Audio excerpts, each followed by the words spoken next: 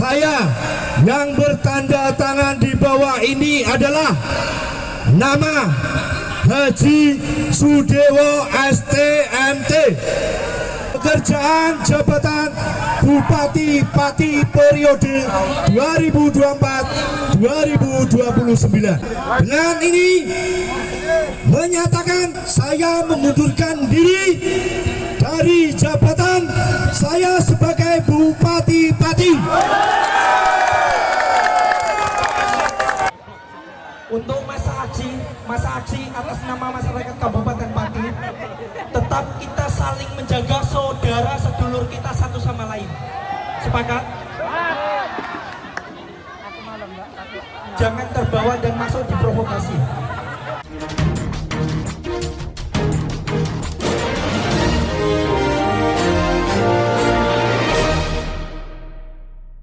Halo, apa kabar? Kembali berjumpa dengan kami. Saya Hersum Arif bersama dengan Bung Rocky Gerung. Bung Rocky, hari ini di Pati, Jawa Tengah ini berlangsung unjuk rasa besar-besaran ini.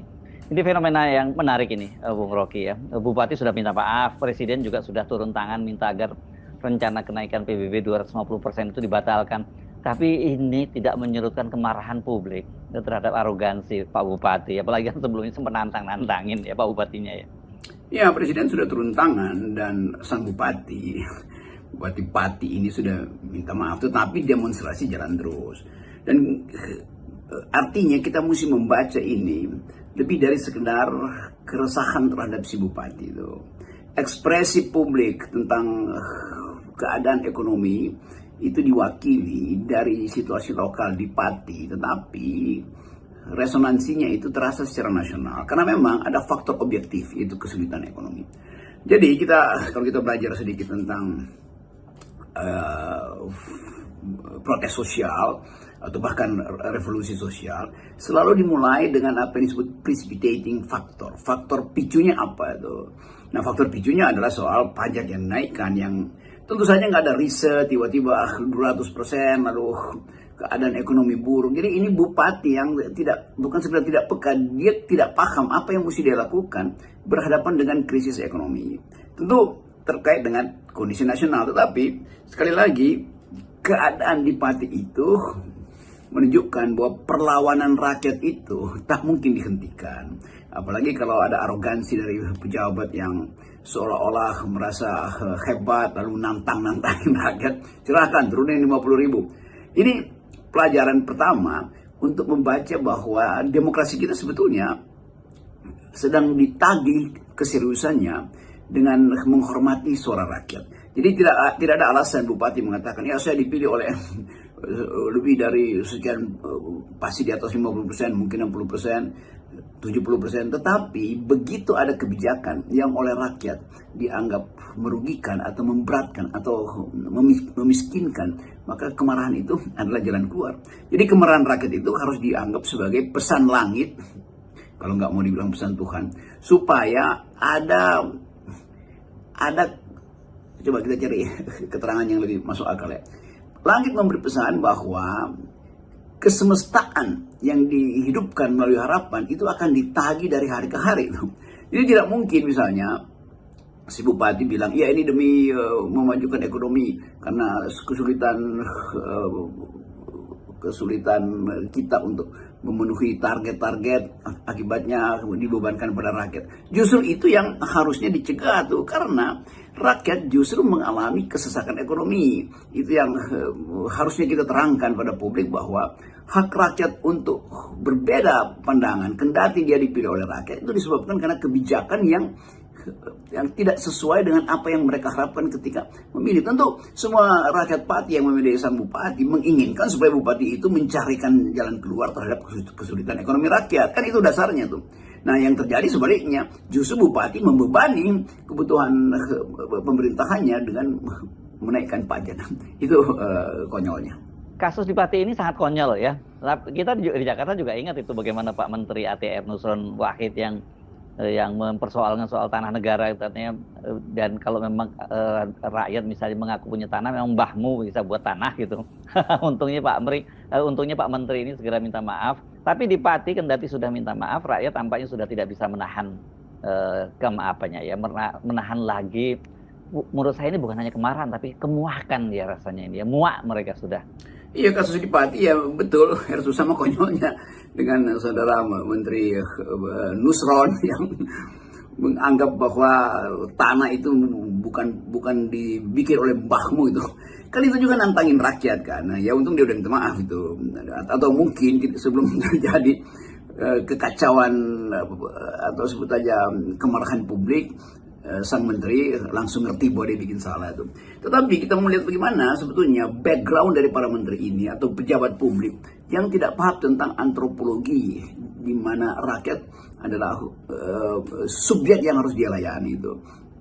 Apalagi dalam kasus Jawa Tengah itu, kita tahu bahwa Jawa Tengah itu selalu ada di dalam kesabaran itu karena ada prinsip nerimo. Tetapi nerimo bisa berubah menjadi ngamuk, menjadi emok, menjadi amuk yang hari-hari ini terjadi. Karena antropologi Jawa Tengah itu adalah antropologi yang bertahan tapi kemudian dalam pertahanan hidupnya dia mungkin cuma minta semacam perhatian dari raja, tapi raja mengabaikan itu, lalu mereka PP artinya berjemur di depan keraton, depan istana, lalu raja keluar dan memberi sesuatu tuh dan selesai masalah. Tetapi di dalam kehidupan demokrasi, kultur protes itu ya dijamin oleh undang-undang. Jadi kalau memang ada mobilisasi dan itu dicurigai misalnya, oh ini dari desa sebelah, ini dari dikirimnya, nggak soal, bahkan seluruh Indonesia bisa kirim massa ke Pati kan. Karena apa? Karena kondisi objektifnya sama di desa manapun, di kabupaten manapun ada kesulitan ekonomi, kesulitan pangan, kesulitan bahan bakar, semua hal dituntut untuk mengerti itu, pemimpin harus dituntut untuk mengerti. Jadi jangan karena Presiden Prabowo menghemat di APBN sehingga dana alokasi ke daerah itu berkurang dan harus cari PAD-nya, lalu PAD-nya itu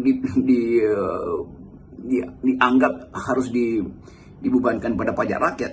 Kan ini yang kita sebut wisdom dalam kepemimpinan tuh. Seorang leader itu harus mampu untuk melihat kondisi real dari masyarakatnya. Itu pentingnya antropologi dari masyarakat daerah itu dimengerti itu.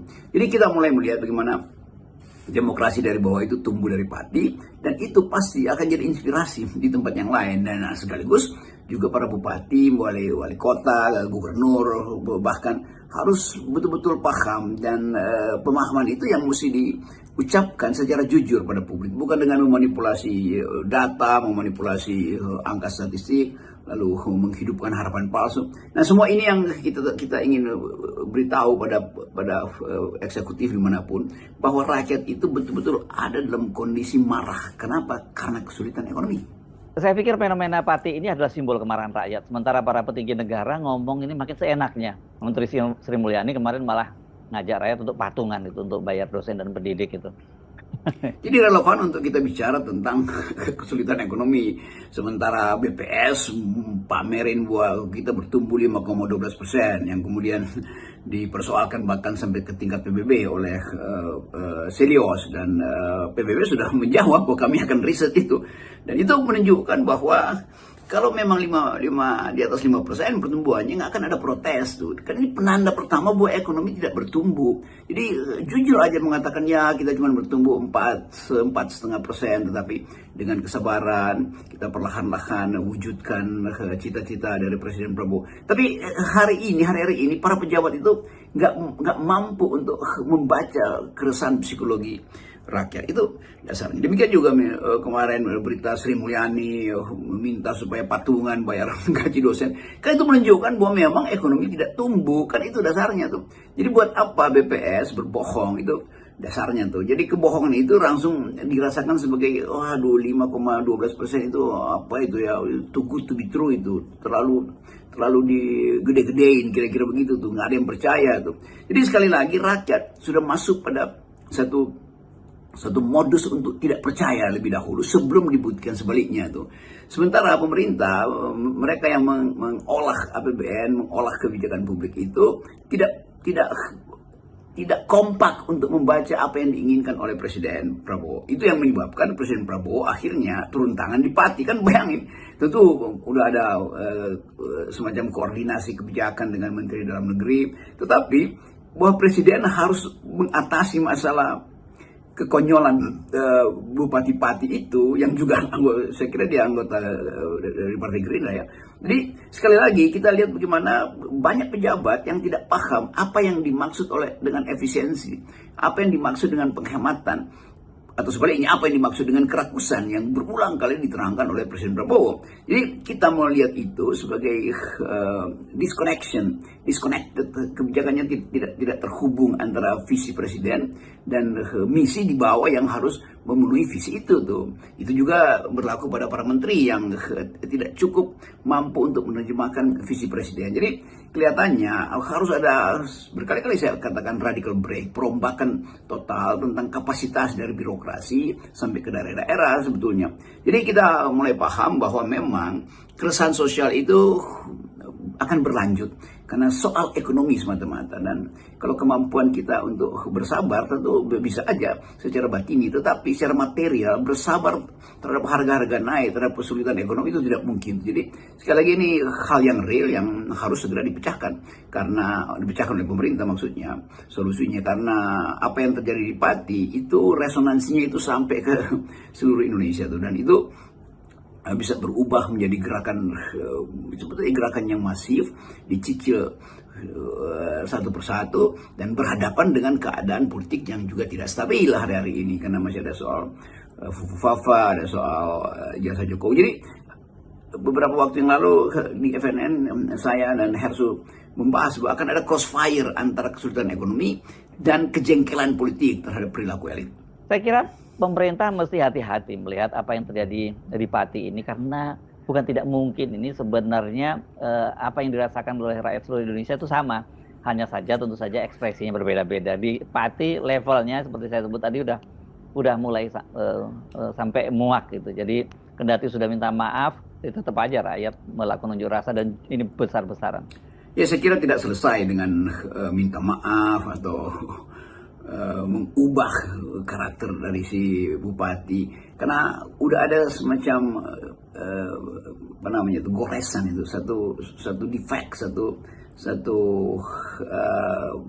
sebut aja ketidakpercayaan yang mendasar pada sang bupati itu, dan itu akan berakibat panjang. Dia mesti pulihkan kepercayaan agak susah, karena juga dia akan dikejar oleh kesulitan ekonomi yang dia sendiri nggak ngerti bagaimana caranya menghasilkan pertumbuhan di Kabupaten Pati tanpa menaikkan pajak, bagaimana menunggu uang dari pusat yang memang sifatnya udah terbatas dan bahkan sudah mandatori, sehingga tidak mungkin lagi ada cawe-cawe dalam anggaran. Tetapi kalau kita berpikir bahwa dia ada seorang pemimpin, maka dia mesti cari cara apapun, tetapi bukan dengan membuahkan pada rakyat, kan dasarnya itu tuh. Jadi sekali lagi kasus di Pati itu akan jadi model untuk membaca potensi kerusuhan, sebut aja social unrest di banyak tempat di Indonesia, dan ya kematangan kita sebagai